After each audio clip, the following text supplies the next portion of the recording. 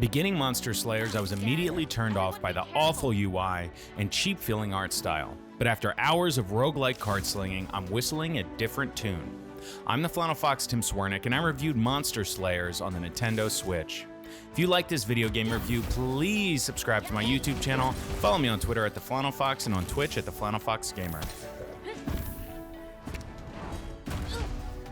Monster Slayers is a roguelike dungeon crawler that utilizes a digital card game for its combat system, beginning each round choosing from one of 8 classes, each with varying decks and equipment types. Starting a new run gives you the choice of different levels to start in if you can navigate your way to it with the poorly devised UI. The levels give you a grid of rooms to explore, each room branching and opening opportunities to find something new, whether that be a low-level undead mage or a high-level griffin, or a captain that will allow you to upgrade your stats or cards. The exploration is very rewarding, and strategically mapping out your moves will mean the difference of life and starting another run after your devastating death. The further you explore and the more enemies you take down can lead to you coming out much stronger on the other side if you can survive. Certain enemy types can wipe the floor with you if you aren't properly prepared. When playing a knight, a wraith boosted its physical immunity and cut right through my block with magical attacks like butter.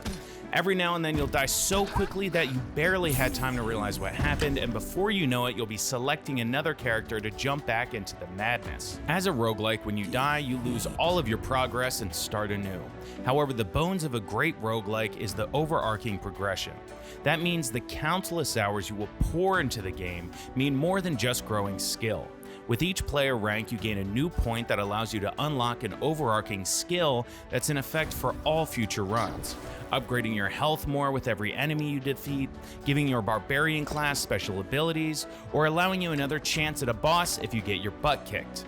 Another way to ensure victory is to carefully sport the loot that you can find or purchase in a good run.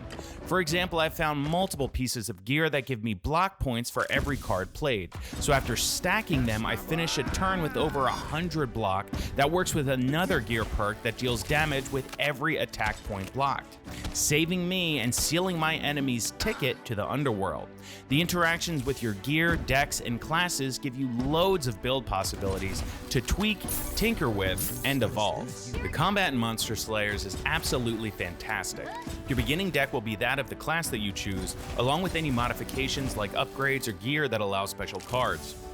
Playing turn-based, more often than not you'll have the first turn, with the option to mulligan your starting hand to get a better first run, which I take most of the time, especially to preserve a health boost. The cards in Slayers range from standard poison and attack to cards that cancel enemy attacks while dealing damage, and cards that'll give you 3 different options to choose from every time you play them. Like any digital card game, it'll take you a bit to get the lay of the land so that you can really play the game and take advantage of its systems. And once I did, I was truly hooked. The different decks have such different play styles that you'll find tons of variety to try and to master.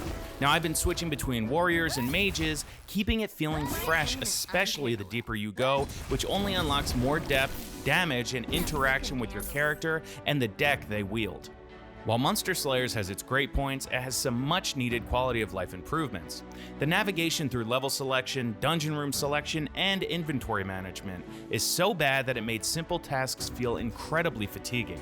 Cleaning out your inventory when it's full of junk, or even selecting items that you just want to wear, takes all the fun out of inventory management, which is typically something that I really enjoy. There also was a time I was in battle trying to use a companion special ability and I couldn't select it no matter how hard I tried. Fortunately, I didn't die, but it was a close one, and that 15 additional block points would have certainly helped.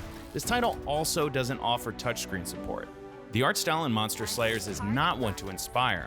Most digital card games that I've played have such a beautiful or snappy aesthetic, but this game feels like it was created with a downloadable asset pack of artwork. While the gameplay is great, this is something that threw me off greatly in the beginning of my journey. I also experienced a ton of frame rate issues in both handheld and dock mode, but since this is a turn-based title, it didn't affect gameplay all that much. Round 1. Anyone who follows my channel knows that I'm a huge roguelike fan, and after delving into several digital card games recently, Monster Slayers can certainly hold its own with its very good roguelike progression, incredibly addictive combat, and intricate loot system. Unfortunately, it falls a little short with the wonky UI and lackluster art style, keeping this good game from being a great one. That's why I'm giving Monster Slayers on the Nintendo Switch a 7 out of 10. If you enjoyed this video game review, please subscribe to my YouTube channel, TheFlannelFox. Follow me on twitch.tv/TheFlannelFoxGamer and on Twitter at TheFlannelFox and also on Instagram, TheFlannelFoxGamer. Be sure to follow and subscribe because the more followers and subscribers I get, the more codes I get, which means I make more videos. Thanks for watching my videos, and as always, see you next time, Switchers.